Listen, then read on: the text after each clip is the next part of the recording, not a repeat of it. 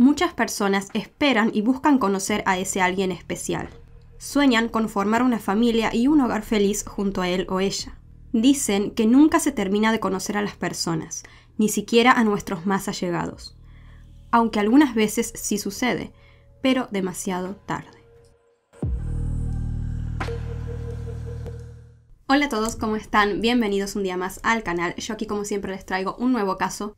Y esta vez vamos a hablar de una historia sucedida en Polonia. Así que sin nada más que agregar, vamos a empezar. Este es el caso de Joanny Gibner. Joanna Gibner nació el 25 de julio de 1973 en Olsztyn, Polonia.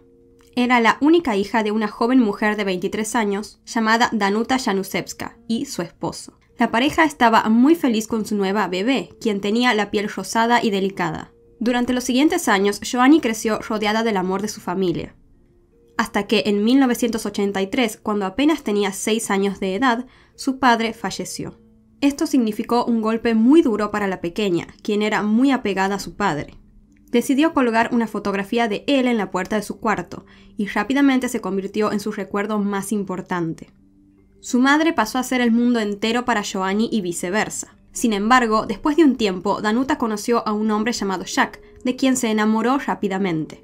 Ella no quería estar sola, tenía tan solo 29 años y toda una vida por delante. Sentía que Jack realmente la apoyaría y que podría volver a formar una familia como la que tenía antes. Al poco tiempo se casaron y Jack se convirtió en el padrastro de Joanny. No obstante, ella, aunque aún era muy pequeña, no lo toleraba. No porque él fuese una mala persona o no la tratase bien. Simplemente la niña sentía que nadie podría reemplazar a su padre, a quien todavía extrañaba demasiado. De esta manera, poco a poco comenzaron a haber conflictos en la pareja. Cuando Jack bebía, solía discutir con su esposa, muy a menudo sobre Joanny. Él creía que Danuta la mimaba demasiado y no le imponía los límites necesarios. Joanny era una niña de carácter fuerte y un día se rebeló ante su padrastro. Luego de una fuerte discusión, Danuta quedó dividida entre su esposo y su hija. Sin embargo, no dudó demasiado y escogió quedarse del lado de Joanny, tal cual como siempre lo había hecho. Este suceso no implicó que Danuta se separara de Jack, y a medida que Joanny fue creciendo, le fue llevando cada vez más y más problemas a su madre. A la edad de 17 años intentó quitarse la vida 3 veces tomando pastillas. Danuta, tras enterarse de esto, llevó inmediatamente a su hija a recibir atención médica. Pero todo parecía ser más que nada un espectáculo. Los médicos dijeron que probablemente Joanny quería llamar la atención de su madre, quien seguía en pareja con un hombre que ella no aceptaba. La joven fue diagnosticada con rasgos de inmadurez emocional. Ella parecía estar perdida en la vida. Sus amigos la percibían como una joven muy sensible, retraída, inteligente y capaz, pero al mismo tiempo decían que era nerviosa, explosiva, rebelde ante la vida y de carácter difícil. A pesar de los conflictos que tenían, nunca sucedió que Joanny interrumpiera el contacto con su madre. Siempre le informaba dónde estaba, era veraz y bastante abierta con ella.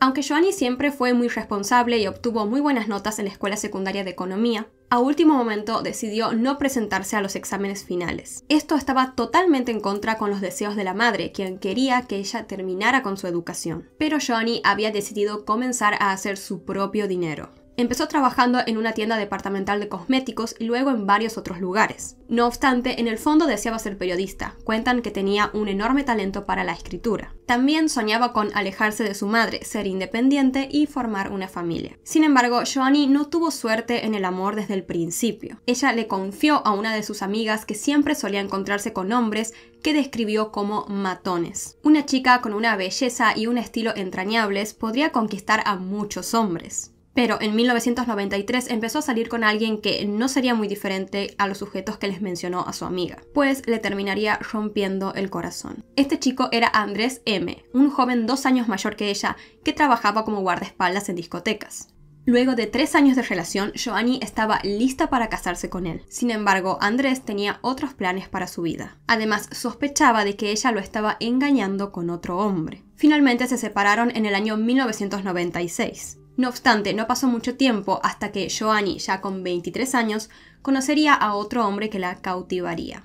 Era una tarde calurosa. Joanny fue a un bar llamado Bar E con una amiga. Como era usual, el lugar estaba lleno de gente. Pronto, la joven comenzó a hablar con un chico llamado Marek W., esta vez 2 años menor que ella. Según cuentan, era un joven con una educación básica y que se ganaba la vida realizando trabajos de construcción ocasionales. Sin embargo, parecía independiente, tenía auto propio y, a diferencia del exnovio de Joanna, no le espantaba la idea de casarse y formar una familia. Ambos tenían varias diferencias bastante visibles. A pesar de ello, se gustaron y los hechos sucedieron muy rápido. El 24 de junio de 1996, Joanna y Marek se comprometieron, y la boda quedó programada para el 24 de agosto de ese año. Todos los cercanos a la pareja se sorprendieron. Algunas personas incluso le dijeron a Joanna que se estaba casando demasiado pronto y que sería apropiado que lo pensase mejor. Por su parte, desde el principio, Danuta, la madre, se opuso firmemente al matrimonio de su hija con Marek, pues creía que él no era adecuado para ella, porque solía abusar del alcohol. Cuenta que él nunca le causó una buena impresión, que era poco interesante y de alguna manera extraño. Danuta ya le había dado a conocer a su hija su opinión, pero ella le respondió que a pesar de todo, su prometido tenía buen corazón. No obstante, su madre se convencía cada vez más de que Joanna estaba con Marek principalmente para aparentar, buscando que su exnovio Andrés se sintiera celoso o dolido. Una de las amigas de Joanna concuerda con las creencias de Danuta. Dice que la joven siempre estaba pensando en su exnovio, que realmente lo amaba a él y quería fastidiarlo casándose con Marek. A tan solo días de la boda, Joanna decidió irse a vivir a la casa de los padres de su futuro esposo. Su suegra inmediatamente consideró a la joven como una hija, y Joanna sentía que finalmente era parte de la familia de sus sueños. Pero pronto empezó a percatarse de que la familia de su elegido estaba muy endeudada con diferentes bancos. Esto llevó a que se generaran diferentes conflictos y peleas, y como resultado, la madre de Marek ordenó a Joanna que abandonara la casa de inmediato. Y es así como la joven regresó a vivir con su madre. 2 días después, Marek llamó a la puerta del departamento de Danuta con un ramo inmenso de flores en su mano. Se disculpó con Joanna por las acciones de su madre y le prometió amor hasta la muerte y una vida de felicidad. Ella creyó sin dudar sus palabras y regresó a los brazos de su futuro marido, aunque posiblemente lo hizo sin vacilar con el objetivo de demostrarle a su exnovio que efectivamente se casaría pronto. Después de todo este incidente, a una semana de la boda, Danuta alquiló un departamento para su hija y su futuro yerno, con el fin de garantizar la independencia de los futuros cónyuges. Aunque Danuta no aceptaba a Marek, no quería interponerse en la felicidad de su hija, y Joanna realmente se sentía dichosa con la idea de vivir junto a su amado. La pareja trató de arreglar su nuevo hogar. Era un apartamento muy pequeño y modesto. Una gran escalera de madera agrietada conducía a un reducido local en el segundo piso de una casa de barrio. La puerta cerraba con una cerradura no muy sólida. Detrás de ella se encontraba una habitación y una cocina parcialmente separadas por una pared. Había moho por todas partes y yeso derramado del techo en algunos lugares. Pero nada de esto le importó a la pareja. Lo principal y lo más importante era que tenían espacio para ellos dos solos.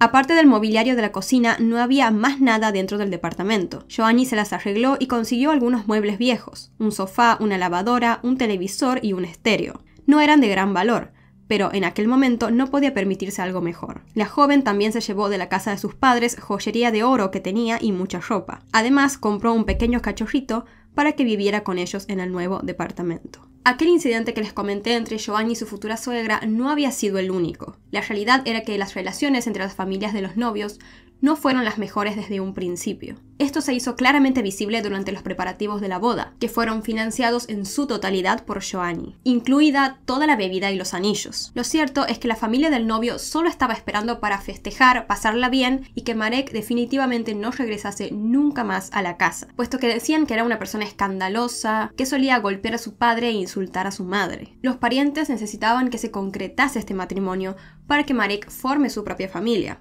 Esto les garantizaba a los familiares que él no regresaría nunca más a la casa. Alrededor de 30 personas estaban invitadas a la boda, la cual se llevaría a cabo en la casa de los padres del novio. Pero para concretar este historial, volvió a ocurrir otro percance.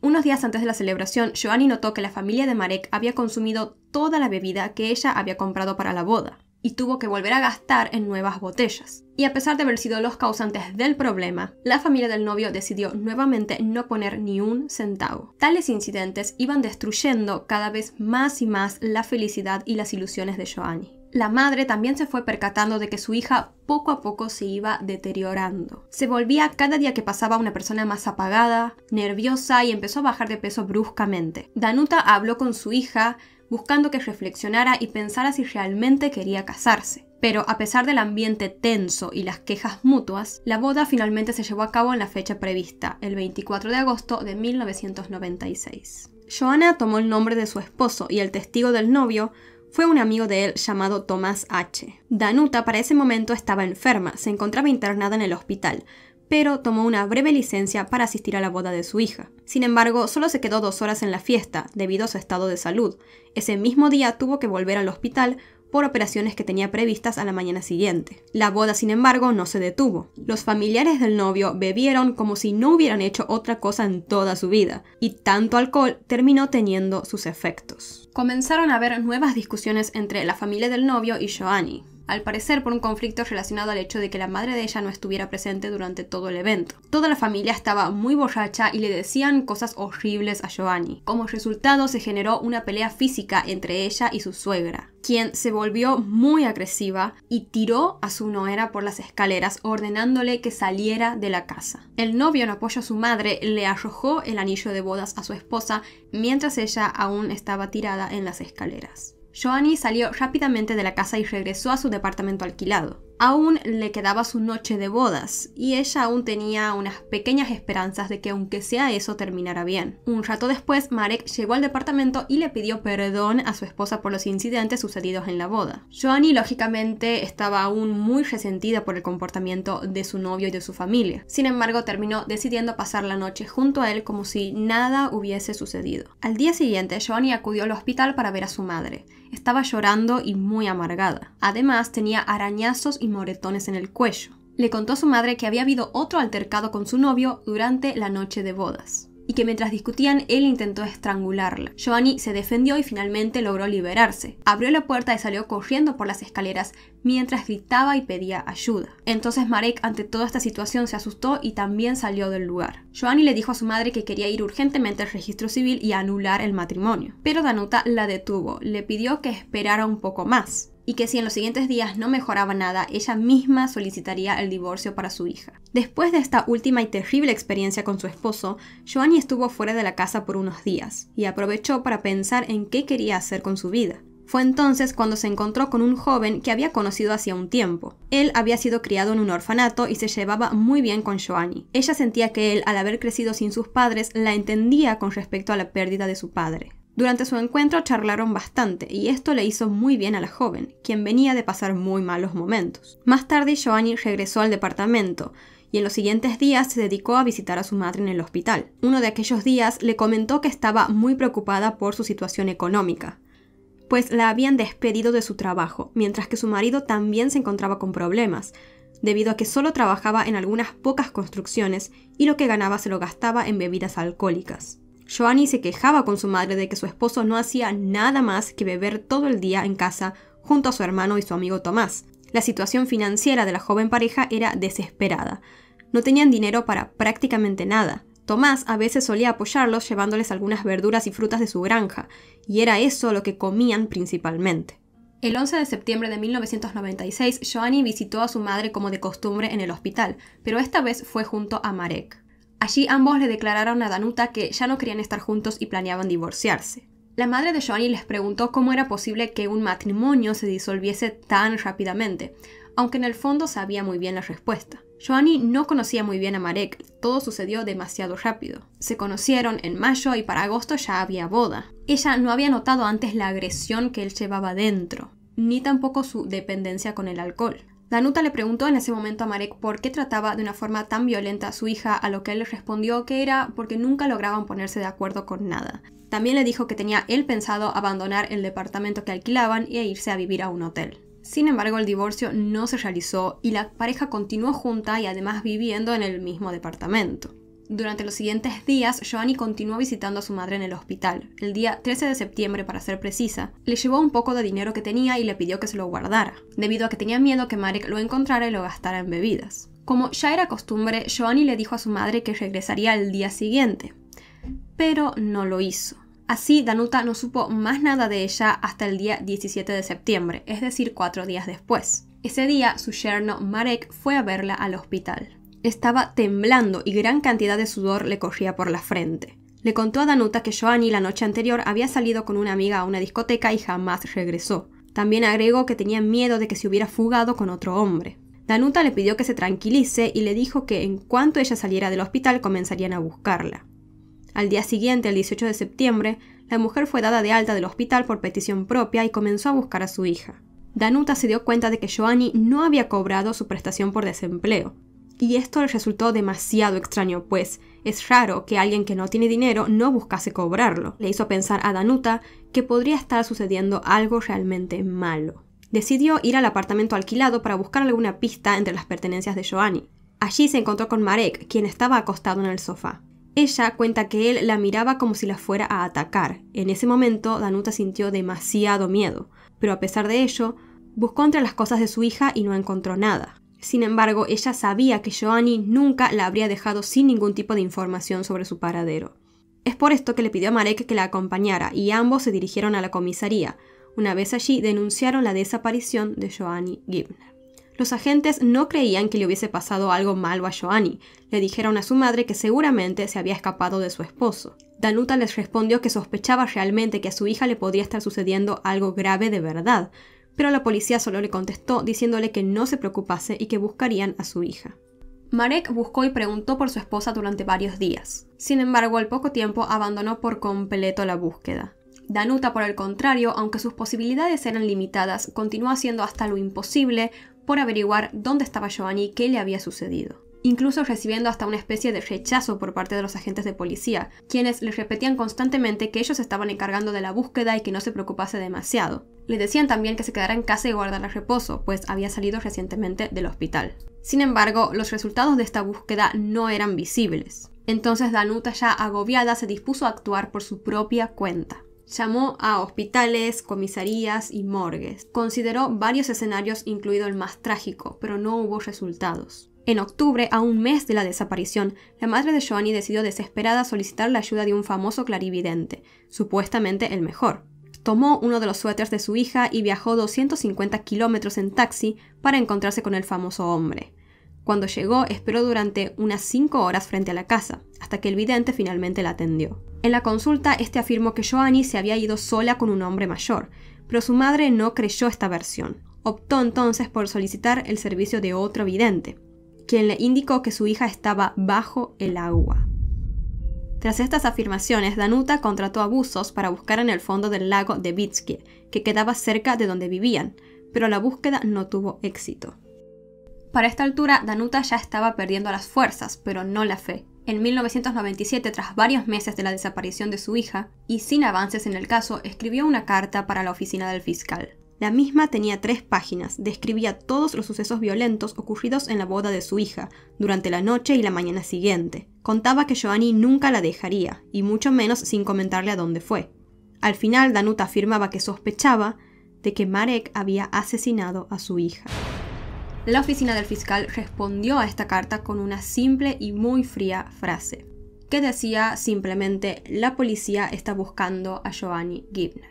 El caso apareció en un programa de televisión llamado Quien ve a alguien sabe. Tanto la madre de Joanny como Marek fueron invitados a ir. Sin embargo, este último al principio se negó a participar en el programa, pero su madre lo convenció. Le dijo que el hecho de ir y a hablar en televisión cerraría la boca de varios vecinos que, para ese momento, ya habían empezado a comentar de que Marek posiblemente había lastimado o le había hecho algo a Joanny. Finalmente, el hombre participó en el programa. El mismo fue emitido el 8 de abril de 1997. En él, Marek, sin ningún tipo de emoción, hizo un llamado a su presunta esposa desaparecida para que regresara y disolviera el matrimonio. El programa fue grabado por alguien de su familia, y el cassette con dicha grabación se tituló irónicamente con el nombre de El debut de Marek. El programa de televisión es la última prueba visible de Marek intentando hacer algo para encontrar a Joanny Gibner, pues luego de esto comenzó a vivir su vida y se olvidó por completo de su esposa. En la primavera de 1997, en una discoteca,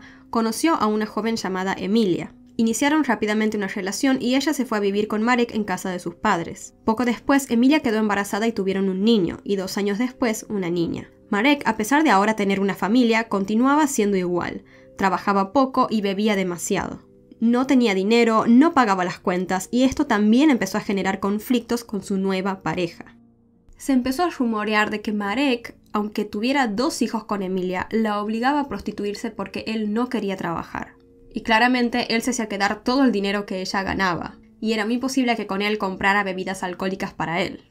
Pasó el tiempo y llegó el año 2003. Joanny llevaba ya 6 años desaparecida. Para ese momento, las relaciones entre la familia de Marek empezaron a deteriorarse significativamente. Ya Marek junto con Emilia se habían mudado a un departamento propiedad de la familia de él. Su madre entonces comenzó a exigirle a su hijo que le pagara el alquiler de dicho lugar. Ella incluso le realizó una solicitud formal de pago, pero él jamás aportó dinero. Por lo tanto, la madre comenzó a buscar alguna manera de que Marek se fuera definitivamente de ese departamento. Dentro de todo este conflicto familiar, el hermano mayor de Marek, Arkadiusz, estaba del lado de su madre. Y para persuadirlo de que abandonara el departamento de la familia, comenzó a chantajear a Marek enviándole diferentes notas. En ellas amenazaba a su hermano diciéndole que si él y Emilia no se mudaban lo antes posible, él se ocuparía de ellos, revelando dónde se encontraba escondido el cuerpo de Joanny Gibner.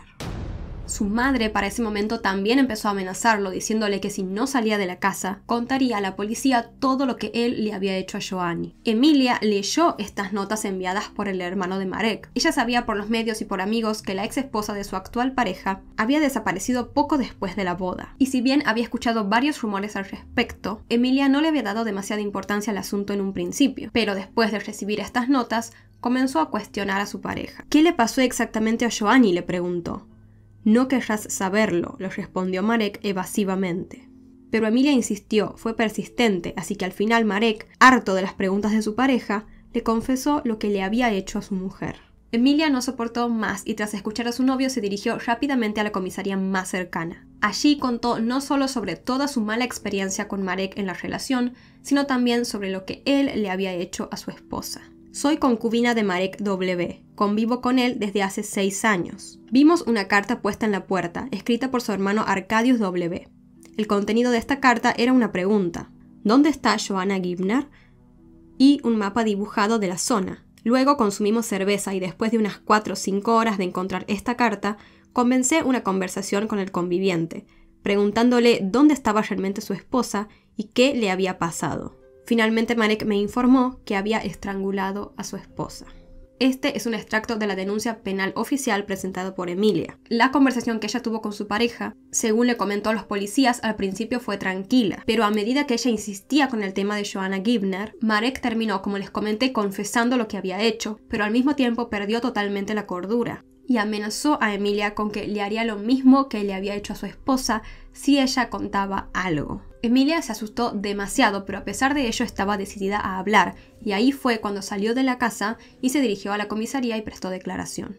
Esto representó un gran avance en el caso de Joanna Gibner, que estaba totalmente estancado, y los investigadores comenzaron a trabajar de nuevo en él. Se podría decir que el caso se movió gracias a la valentía de Emilia. Además de ella, la madre del ahora presunto asesino también compartió su conocimiento sobre este crimen con la policía. El 16 de septiembre de 2003, agentes de policía se dirigieron a la vivienda de Marek y Emilia. Él supo inmediatamente lo que estaba sucediendo. No quería que lo atraparan, por lo que se encerró en la casa, colocó cables en la manija de la puerta y se escondió tras el sofá. Los agentes lograron de igual manera ingresar a la vivienda. Buscaron y encontraron a Marek. Él se mostró muy agresivo y se resistió a la policía. Sin embargo, consiguieron arrestarlo y fue llevado a interrogatorio. Ese mismo día, Arkadiusz, el hermano de Marek, fue detenido en el kiosco en el cual trabajaba, bajo la sospecha de ser cómplice del caso de Joanny Gibner, pues él había dicho en las notas enviadas a su hermano que sabía dónde estaba el cuerpo. En la sala de interrogatorios, Marek escuchó que tenía cargos de asesinato. Sin embargo, parecía estar muy tranquilo. Dio extensas explicaciones y respondió sin emoción alguna a las preguntas de los investigadores, describiendo todo lo sucedido aquel día de 1996 en el cual Joanny desapareció. Había estado lloviendo desde la mañana. El cielo estaba nublado. Aunque solo eran las 3, el apartamento estaba oscuro. Joanny había regresado de una noche fuera de la casa. Marek la estaba esperando, había perdido su trabajo ese día, estaba cansado, hambriento y enojado. Cuando le pregunté dónde había pasado la noche, hubo otra discusión entre nosotros, durante la cual ella me dijo que se estaba quedando con su exnovio, testificó Marek. Dijo que yo, su marido, no servía para nada. Marek se enteró a 3 semanas de la boda de que él para su esposa era un inútil. No era ni un buen amante ni un buen esposo, que Joanna estaba mejor en compañía de su exnovio y que ese matrimonio para ella significaba el mayor fracaso de su vida. La pareja comenzó a discutir y a forcejear en la cocina. El departamento era muy pequeño y pocos pasos fueron suficientes para que terminaran en la habitación. Allí cayeron sobre la cama, todo estaba pasando muy rápido. De alguna manera, según cuenta Marek, él comenzó a estrangular a Joanny. Y lo siguió haciendo hasta que se dio cuenta de que su esposa estaba muerta. Luego de esto colocó su cuerpo en una bolsa de lino y lo escondió tras el sofá. Recordemos que él estaba acostado en el sofá cuando la madre de Joanna se dirigió al departamento a investigar. Ahora sabemos por qué estaba ahí. El departamento quedó hecho un desastre. Las cosas estaban esparcidas por todas partes. Marek empezó a limpiar.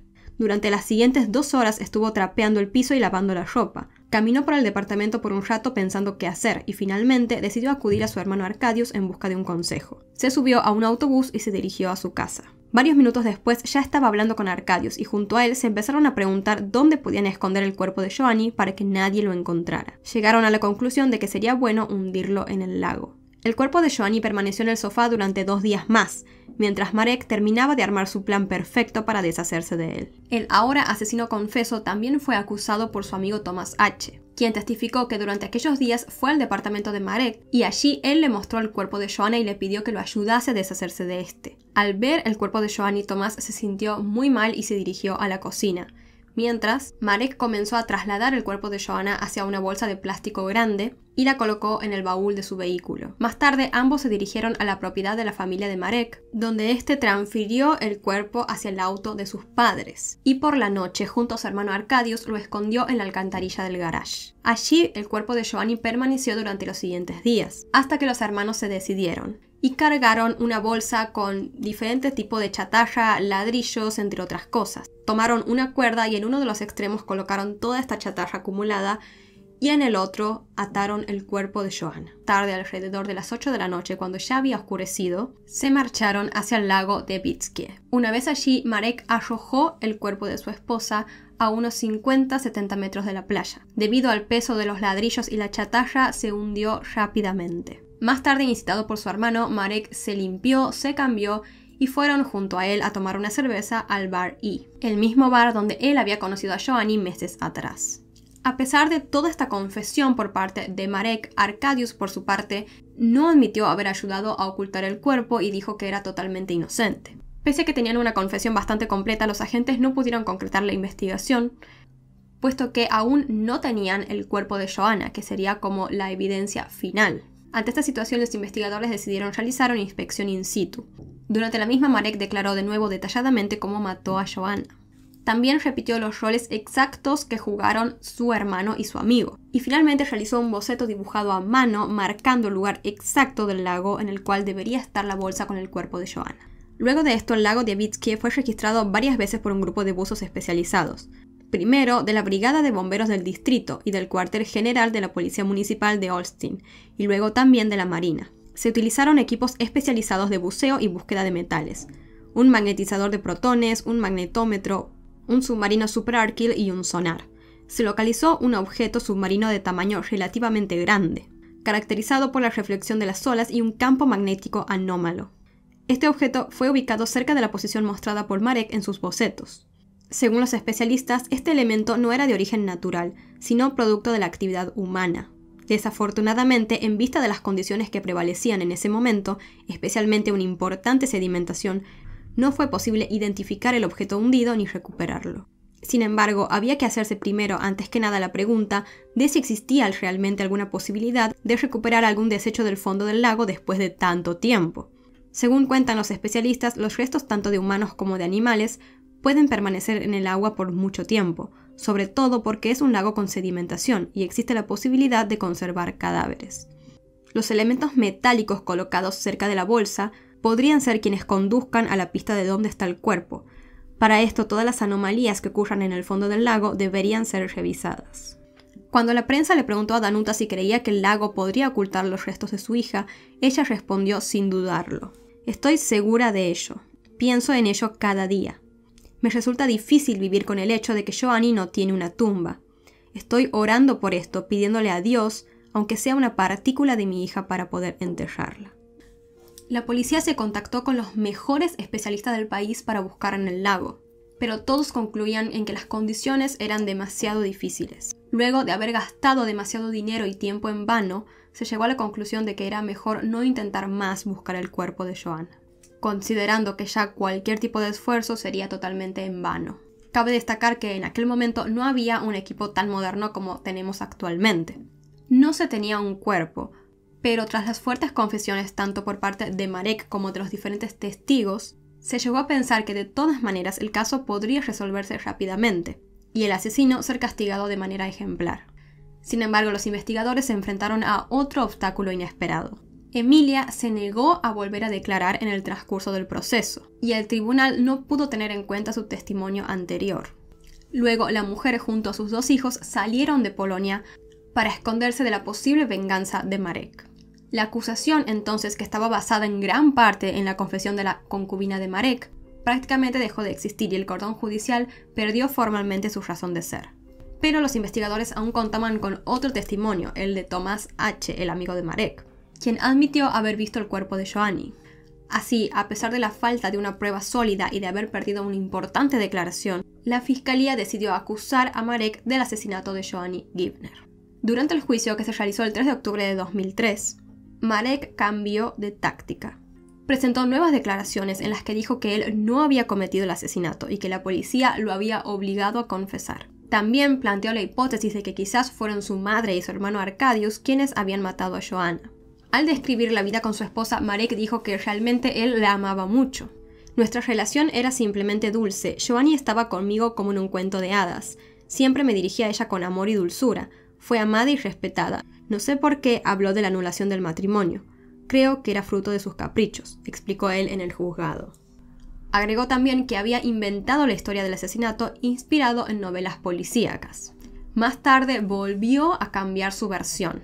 Explicó al tribunal que antes él y su amigo Tomás habían tenido una relación sentimental y que él había asesinado a Joanna por celos. Fue un gran amor que duró hasta 1996. Estábamos conociendo chicas en ese momento, pero luego estuve saliendo con Tomás hasta que conocí a Joanna, explicó el asesino.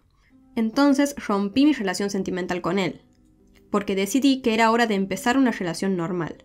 Amaba a mi esposa y decidí casarme con ella. Sin embargo, Tomás me aconsejó que no hiciera eso.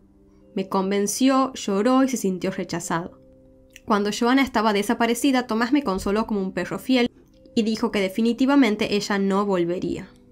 A pesar de estas 2 últimas declaraciones, la justicia tenía las explicaciones iniciales del acusado y ya se consideraban pruebas, por más de que él ahora las intentase cambiar.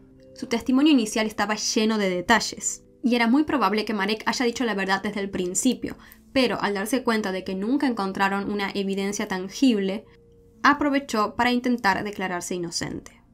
Al mismo tiempo, los expertos emitieron una opinión forense psiquiátrica sobre él. En esta decía que tenía conciencia clara, pensamiento coherente, que no se revelan delirios ni alucinaciones, que tenía la memoria y atención sin perturbaciones, una personalidad compacta, rasgos psicopáticos e intelecto normal. Según esta opinión, Marek era una persona cuerda e inteligente que sabía muy bien lo que hacía. Finalmente, durante el juicio, la justicia llegó a una conclusión definitiva sobre lo que ocurrió en los últimos días de vida de Joanny Gibner. Estas estaban basadas en la primera declaración de Marek. Después de visitar a su madre en el hospital el día 13 de septiembre de 1996, Joanna regresó a su departamento. Luego, durante el 13 y el 16 de septiembre, al menos una noche, Joanna no durmió en su casa. Por esta razón hubo una pelea entre ella y Marek.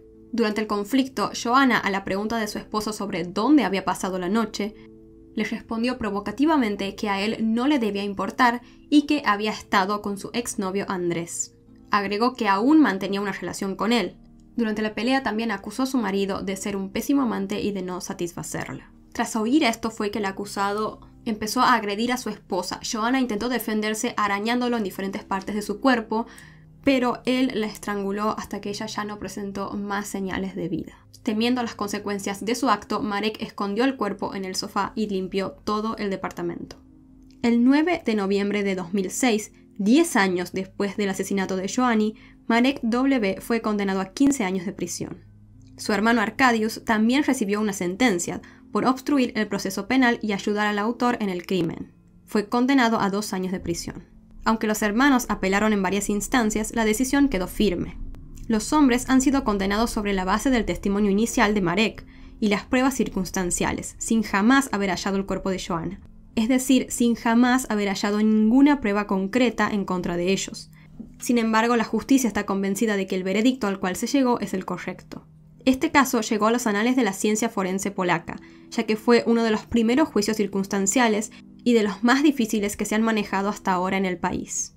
Actualmente, los tribunales son mucho más propensos a condenar en juicios circunstanciales, pero por ese entonces fue un precedente. El tribunal de Olsztyn llama a este caso el caso Svitashanka, en referencia a la balada de Adam Mickiewicz, que habla de un oscuro secreto escondido en las profundidades del agua, lugar donde posiblemente esté Joanny Gibner. En prisión, Marek fue visitado regularmente por su madre y 2 de sus hijos de su relación con Emilia. El convicto envió repetidamente numerosas cartas, quejas y demás al tribunal, la mayoría de las cuales se consideraron infundadas. En el año 2018, Marek finalmente dejó la prisión tras cumplir toda su condena. Poco tiempo después de su liberación se fue al extranjero. Allí encontró a otra pareja que no se inquietó por su oscuro pasado. Esta relación, sin embargo, no duró mucho. A fines de febrero del año 2019, Marek falleció en extrañas circunstancias. Tenía por entonces 44 años. La madre de Joanna, por otro lado, a 24 años del crimen, armó lo que sería la tumba de su hija en lo que fue su habitación, debido a que no tenía el cuerpo para enterrarla en un cementerio. En el lugar colocó docenas de ramos de flores de plástico. Ella nunca dejó de pensar en dónde podría estar su hija, y este se convirtió en un sufrimiento que la acompañó todos los días. Jamás dejó de buscarla, vivía modestamente. Con la mayoría de su dinero le pagaba abusos, especialistas y videntes. Rompió con su esposo y se alejó de sus parientes. No volvió a festejar ni la Nochebuena ni la Navidad. Danuta cuenta que esto no se lo desea a ninguna madre ni a nadie en general, ni siquiera a las personas que hacen daño. El caso de Joanny Gibner terminó en los tribunales, sin embargo no concluyó para su madre, pero tampoco lo hizo para un gran puñado de personas que estaban preocupadas por la pregunta de dónde estaba Joanny Gibner. De vez en cuando un grupo de buzos voluntarios aparecían en el lago para recorrerlo de forma voluntaria, pero nadie nunca encontró nada en 24 años. La fundación Nat Tropy, que lleva años buscando personas desaparecidas, se interesó por el caso de Joanny. Para iniciar la búsqueda, el presidente de la fundación pidió ayuda a Marcel Corcuz, 2 veces plumarquista mundial de buceo en alta montaña y el hombre que descubrió el lago más alto de la Tierra. Marcel tenía conocimiento y experiencia. Con tan solo 13 años había realizado su primer curso de buceo y un año después participó en operaciones mineras de ahogamientos. En mayo de 2020 había encontrado en un río a niños de 3 y 5 años buscado por un equipo de especialistas durante 13 días. Él nunca ganó nada por hacer esto, siempre lo hizo como voluntario en cooperación con la policía y los bomberos. Así, el 26 de marzo de 2020, día en el que en el país festejan el Día de la Madre, comenzó la búsqueda nuevamente de Joanny Gibner. Danuta estaba con el equipo junto al lago. Ella, estando ahí, comentó que si Joanna fuese encontrada ese día, sería el mejor regalo del Día de la Madre para ella. La tarea fue difícil. El lago tenía un área de más de 18 hectáreas. La profundidad máxima era de unos 7 metros y la visibilidad submarina, debido a la alta sedimentación, era muy pobre. A veces directamente no se veía nada. Marcel se metió al agua y desapareció de la vista de Danuta y de los representantes de la fundación. Regresó unas horas más tarde con información que hizo temblar a todos.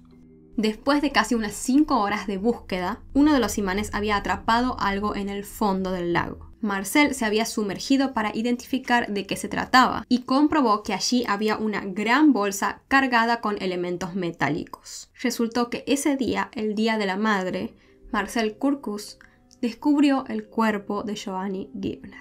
El lugar era exactamente el mismo que había descrito el asesino. Claramente la bolsa había permanecido allí durante todos estos 24 años. El buzo tiró de la bolsa y la llevó hasta el borde del lago. Danuta se encontraba esperando allí. Ella en ese momento entró en una especie de estado de shock. Temblaba demasiado y cada célula de su cuerpo le impedía ponerse de pie. Ella quería recibir el regalo más hermoso por el Día de la Madre. Y lo obtuvo, pero lamentablemente ese regalo era encontrar los restos de su hija, lo último que quisiera cualquier madre. Al ver el cuerpo, Danuta reconoció varios objetos que Joanny llevaba consigo, entre ellos las mismas gafas que ella había utilizado el día de su boda y un bolso que había traído de Francia cuando estaba de intercambio con la escuela. El bolso era de piel y esta no se había disuelto con los años en el agua. Dentro de este había desodorante, una libreta, un bolígrafo y un cepillo para el cabello. Aunque aún restaba hacer pruebas de laboratorio, en base a la ropa y a los objetos encontrados ya casi que se podía asegurar que los restos eran de Joanny Gibner. Este hallazgo fue una gran satisfacción para el equipo de búsqueda y un alivio para su madre, quien finalmente podría enterrar a su única hija. Se cree que las búsquedas realizadas anteriormente no tuvieron éxito debido a que fueron inexactas y descuidadas, sumado a métodos básicos de búsqueda que ya habían quedado obsoletos para ese momento. El funeral de Joanna Gibner tuvo lugar el 26 de junio de 2020. El cuerpo de la joven fue depositado en la tumba familiar, la misma donde su padre fue enterrado en 1979. Danuta llevó docenas de ramos de flores de plástico al cementerio, las mismas que había guardado en la antigua habitación de su hija durante 24 años, mientras esperaba que ella apareciera. Imagina un río tranquilo, en donde de pronto se hace un hallazgo macabro, un traje de baño hecho con piel humana. Así comenzó la historia del caso de Katarzyna Sowada, una joven estudiante polaca cuyo brutal asesinato conmocionó a todo un país. Antes de comenzar, me gustaría comentarles que este contenido puede ser consumido tranquilamente en formato de podcast por si quieren dejarlo de fondo mientras hacen algo. Además, también de fondo van a estar escuchando el sonido de la chimenea y otros sonidos relajantes a modo de ambientación. Ahora sí, sin nada más que agregar, vamos a empezar. Katarzyna era una joven estudiante de la Universidad de Jagiellonica en la hermosa ciudad de Cracovia, una ciudad conocida por su rica historia y vibrante cultura. Este caso nos recuerda que la oscuridad puede acechar hasta en los lugares más inesperados. La yuxtaposición entre la belleza de Cracovia y la brutalidad de este crimen fue una de las cosas que lo hizo tan impactante. Katarzyna Sowada, nacida el 1 de junio de 1975, en esta ciudad era una joven tranquila, amable y tímida, descrita por quienes la conocieron como una buena persona, aunque a veces triste y retraída. Sus padres la criaron con cariño en un ambiente familiar, y cariñosamente la solían llamar Kasia. Desde pequeña Katarzyna mostró su inteligencia, destacándose en la escuela sin ningún problema académico. Le encantaba pasar el tiempo en casa con sus padres, disfrutando de hacer actividades junto a ellos como ver películas y leer libros. Anthony, el padre de Katarzyna, compartía con su hija un amor por la naturaleza y juntos realizaban excursiones a las montañas, un pasatiempo que los unía profundamente. Durante una de esas excursiones, Anthony sufrió una caída que le provocó una fractura en la columna. Aunque fue trasladado de emergencias al hospital y pareció empezar a recuperarse, su salud comenzó a deteriorarse prontamente por una enfermedad desconocida. Finalmente falleció el día 19 de enero de 1996 a los 49 años. La muerte de su padre devastó a Katarzyna, quien con apenas 20 años comenzó a sufrir de una profunda depresión y a culparse a sí misma por la tragedia. Este evento marcó el inicio de una etapa muy difícil en su vida, que se vio reflejado en un retraimiento, cambios constantes en su carrera universitaria y después en algo que terminaría generando su desaparición. El día 12 de noviembre de 1998, Katarzyna, con 23 años ya, tenía una cita en la clínica psiquiátrica, donde recibía tratamiento para la depresión que sufría desde la muerte de su padre. Había acordado con su madre que las dos se encontrarían afuera de la clínica después de la cita, la cual estaba programada para las 6 de la tarde. Sin embargo, Katarzyna nunca apareció al encuentro. Su madre la esperó durante varias horas, pero al no tener noticias de ella y temiendo lo peor, acudió a la policía para reportar su desaparición. Las autoridades le indicaron que, al ser Katarzyna mayor de edad, debían esperar un tiempo antes de iniciar una investigación formal. A pesar de esto, llena de preocupación, la madre de la joven insistió en presentar el reporte de desaparición. Finalmente se lo aceptaron, pero a pesar de haber recibido el reporte, la policía inicialmente tomó el caso con calma, debido a que, como les comenté, Katarzyna era mayor de edad. Sin tener en cuenta la calma de los investigadores, su madre estaba convencida de que algo malo le había pasado y no se conformó con la respuesta de las autoridades. La mujer comenzó a investigar por su cuenta. y pronto descubrió que Katarzyna había dejado de asistir a la universidad semanas antes, aunque seguía fingiendo que iba a clases. Esto le llamó mucho la atención a la madre de la joven y, desesperada por encontrar a su hija, contrató a un detective privado, pero sus esfuerzos iniciales no arrojaron ninguna pista sobre el paradero de Katarzyna. La incertidumbre y la angustia se prolongaron durante largos meses, hasta que un día la pesadilla de la madre de Katarzyna terminó haciéndose realidad. El día 6 de enero de 1999, un grupo de marineros, a bordo de un remolcador en el río Vístula, hicieron un descubrimiento escalofriante. Al principio creyeron haber encontrado un trozo de escombros enredado en el motor del barco, pero cuando lo tomaron se dieron cuenta de que se trataba de algo mucho más siniestro. Era un torso humano. Pensaron que se podía tratar de una persona que se había caído al agua accidentalmente quizás, pero después se dieron cuenta de algo que descartaba por completo esta teoría. La piel de ese torso había sido removida por completo con precisión, casi como si hubiera sido realizado todo el proceso con un bisturí. Era un acto deliberado, un acto que hablaba de que la persona que había hecho eso tan espantoso tenía una mente muy perturbada. Después también hallaron un saco que contenía nada más y nada menos que la piel humana removida del cuerpo. Pero la piel no estaba sola así nomás. Se encontraba cortada con precisión y cosida de tal manera que simulaba ser un traje de baño de una pieza.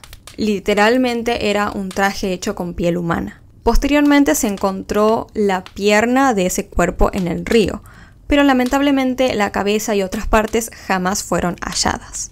Lo que en verdad destacó este caso y quedó marcado en la memoria de todas las personas en Polonia fue lo del traje de piel humana. Parecía algo que, fuera de broma, había sido sacado de una pesadilla o de una película de terror. Tras los hallazgos de estos restos humanos, la policía se enfrentó al desafío de identificar a la víctima. En ese entonces, los análisis de ADN no eran una práctica común en Polonia. Sin embargo, este caso se convirtió en uno de los primeros en utilizar dicha técnica. La policía solicitó muestras de ADN a las familias de chicas que habían sido reportadas como desaparecidas en la zona durante el último tiempo. Entre estas muestras se encontraba la de la familia de claramente Katarzyna Sowada, quien había desaparecido unos meses antes. Al comparar los ADNs de los familiares de la joven con el de los restos encontrados en el río, se logró establecer una coincidencia definitiva.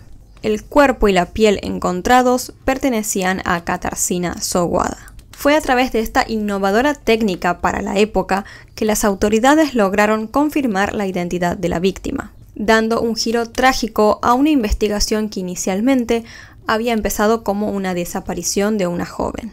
La brutalidad y la precisión del crimen generaron un miedo visceral que se extendió por todo el país. Y la pregunta en la mente de todos era: ¿quién sería capaz de cometer semejante atrocidad? Las autoridades, por supuesto, se pusieron inmediatamente a buscar al responsable. Y uno de los primeros sospechosos que surgió fue un hombre llamado Vladimir W. En mayo de 1999, la Unidad de Medicina Forense de Cracovia recibió el cuerpo de un hombre que había sido decapitado y desollado. El asesino de este hombre era Vladimir W., quien resultó ser el hijo de la víctima. Antes de su arresto, se lo había visto utilizando una máscara hecha con la piel arrancada de la cabeza de su propio padre. Esta macabra coincidencia con la del caso de Katarzyna, cuyo cuerpo también había sido encontrado sin piel, llevó a los investigadores a considerar a Vladimir W. como el posible autor del crimen de la joven. La similitud de las formas en las cuales se había extraído y manipulado la piel de ambas víctimas era una pista demasiado significativa como para ignorarla. Sin embargo, a pesar de estas similitudes, no habían suficientes pruebas para vincular a Vladimir directamente con el crimen de Katarzyna. Él tenía una coartada sólida para ese hecho, y la policía no pudo encontrar ninguna evidencia forense que lo conectara directamente con la escena del crimen. Sin más pistas ni sospechosos para la angustia de la familia de Katarzyna y de toda Polonia, el caso se enfrió. Pero la memoria de Katarzyna y la pregunta de quién le había arrebatado la vida de forma tan brutal persistieron. A pesar de ello, la esperanza de encontrar al culpable parecía desvanecerse con el tiempo. Hasta que en el año 2012, muchísimos años después, la ciencia forense brindó un rayo de esperanza. Los avances tecnológicos para ese año le permitieron a las autoridades reabrir el caso. Exhumaron los restos de Katarzyna buscando nuevas pistas en los huesos que guardaban secretos silenciados por el tiempo. La tecnología proporcionó una nueva herramienta, un modelo 3D de las lesiones que tenía Katarzyna. Este modelo le permitía a los investigadores analizar el crimen desde una nueva perspectiva. Con la ayuda de este modelo y de varios especialistas, se empezó una nueva investigación. Uno de estos especialistas, basándose en el modelo 3D y en la brutalidad y meticulosidad del crimen, sugirió que el asesino probablemente tenía tendencias sádicas, que era alguien que disfrutaba infligiendo dolor y controlando a su víctima. Y por otro lado, un especialista forense portugués añadió una capa adicional de complejidad. Él creía que el asesino tenía entrenamiento en artes marciales, pero no en cualquier tipo de arte marcial. Basándose en el patrón de las lesiones, el especialista concluyó que el asesino practicaba una variación particular que permitía golpes precisos y dirigidos, lo que también explicaría la extracción limpia de la piel. De esta forma, la imagen del asesino parecía volverse aunque sea un poco más clara. Era alguien con una psiquis perturbada, una inclinación por el control y un conjunto de habilidades muy específicas. Pero, ¿quién era esa persona? La respuesta a esto, o al menos una posible pista, llegaría 5 años después, en el año 2017. Un amigo de un hombre llamado Robert Jankewski, o algo así, no sé muy bien cómo se pronuncia ese apellido, envió una carta a la policía expresando sus sospechas de que él podría ser el responsable del crimen de Katarzyna. Este hombre había aparecido muy brevemente en la investigación inicial, pero había sido descartado rápidamente por falta de pruebas. Esta carta de todos modos logró revivir el caso, inyectando una dosis de esperanza para la madre de Katarzyna, quien nunca había renunciado a la búsqueda de justicia por su hija. Es admirable en verdad su determinación y su negativa a dejar que el caso de su hija se desvaneciera en el olvido. Sin duda, la fuerza de una madre que busca justicia por su hija es inquebrantable. Pero volviendo a Robert, entonces, a este hombre que figuraba en la carta como el presunto culpable. ¿Qué era lo que lo convertía en un sospechoso tan convincente? Bueno, digamos que su perfil se alineaba inquietantemente con lo que los expertos habían deducido sobre el posible asesino. ¿Y en qué sentido? Bueno, Robert había tenido una infancia problemática. Había sido expulsado de varias escuelas por realizar bromas macabras y perturbadoras. Bromas que mostraban una cierta fascinación por la muerte y la violencia, cosas que en verdad habían perturbado a sus compañeros y profesores. Luego, en su vida adulta, Robert trabajó en un laboratorio de disección y en un instituto de zoología, donde según los informes él mataba conejos sin justificación alguna. Esto ya pintaba una imagen bastante perturbadora y un perfil que, como les comenté, parecía encajar a la perfección con el del posible asesino. Pero por supuesto, eso nada más no era suficiente como para acusar a Robert. ¿Había algo más que lo vinculara directamente con el crimen de Katarzyna? Sí, había algunos otros detalles, que si bien no eran pruebas concluyentes, levantaban muchas más sospechas sobre él. Por ejemplo, se sabía que Robert estaba obsesionado con Katarzyna, literalmente, y que incluso visitaba su tumba con frecuencia. Este fue un comportamiento que en verdad muchos encontraron extraño y perturbador. Y lo más incriminatorio de todo fue que se hallaron cabellos en la bañera de este hombre que, según un análisis microscópico, coincidían con los de Katarzyna. Esta última prueba sí pareciera ser lo suficientemente fuerte como para condenarlo. Pero la defensa de Robert argumentó que este análisis microscópico del cabello, aunque sugerente, no era una prueba infalible. Entonces, a la final, no se pudo usar eso como una prueba definitiva. Lamentablemente, no se encontró ADN de Robert en la escena del crimen, ni habían testigos que lo colocaran allí. Obviamente que él negó cualquier tipo de implicación en el asesinato, y además negó rotundamente conocer a Katarzyna. El caso se volvió cada vez más complejo y la opinión pública se dividió. Algunos creían que Robert era culpable y otros pensaban que era inocente. Luego sucedió algo un poco extraño. El fiscal decidió no solicitar más pruebas de ADN. Esta fue una decisión que en verdad se consideró muy polémica. Para justificar esto, el fiscal argumentó que dada la antigüedad del caso y la posibilidad de que las muestras se hubieran deteriorado con el tiempo, existía el riesgo de dañar las pocas pruebas que ya tenían, y que ese sería un riesgo que ellos no estaban dispuestos a correr. Y así la falta de pruebas de ADN junto con las dudas sobre la fiabilidad del análisis capilar dificultaban mucho la tarea de obtener una condena. Era una situación muy frustrante porque se estaba como muy cerca de una posible resolución y a la vez muy lejos. La búsqueda de justicia realmente a veces puede ser un camino muy tortuoso. Algunas fibras vegetales encontradas en los restos de Katarzyna después fueron analizados por botánicos y otros especialistas. Y así descubrieron que no había coincidencia con la flora del área en donde se encontró el cuerpo, lo que sugeriría que Katarzyna pudo haber sido asesinada en otro lugar y después su cuerpo fue trasladado al río. Como un rompecabezas macabro, parecía que se iban develando como pequeñas partes de la imagen, pero nunca la imagen completa. Y en este caso, una de las piezas más importantes que faltaban era el motivo. ¿Por qué Katarzyna? ¿Qué impulsó al asesino a cometer un acto tan brutal contra ella? Esta pregunta en verdad atormentó a todos quienes siguieron el caso. Algunos psicólogos criminalistas han especulado que el traje de piel podría indicar un fetiche sexual macabro, una necesidad como de poseer a la víctima de una forma muy retorcida, claramente. Esta es en verdad una idea escalofriante. Y después, en el ya año pasado, 2024, sucedió algo que fue devastador para la familia de Katarzyna. Liberaron por completo a Robert, considerando ya que no habían suficientes pruebas para poder conectarlo con el caso. Después de tantos años de espera aferrándose a la esperanza de obtener justicia, claramente fue un golpe muy duro para todos los que buscaban respuestas. Pero lamentablemente, legalmente las autoridades ya no podían mantener a Robert detenido, porque como les digo, no habían pruebas sólidas contra él. Y la ley exige un cierto estándar de pruebas para mantener a alguien en prisión. No obstante, su liberación no significa que sea inocente, obviamente.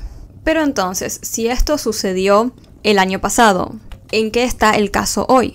Técnicamente el caso está abierto hoy en día. La policía todavía no ha descartado la posibilidad de que surjan nuevas pruebas. Pero ¿existe la posibilidad de que esto suceda después de tanto tiempo? Bueno, digamos que la esperanza es lo último que se pierde, ¿no? El análisis de ADN, por ejemplo, ha avanzado muchísimo en los últimos años. Ahora, por ejemplo, es posible extraer y analizar ADN a partir de muestras mucho más pequeñas o degradadas que antes. Es posible que quizás este u otro tipo de avance algún día ayude a resolver el caso de Katarzyna. Quizás en algún momento, con la tecnología adecuada, se pueda encontrar por ahí una muestra de ADN que vincule definitivamente a Robert u a otro sospechoso en la escena del crimen.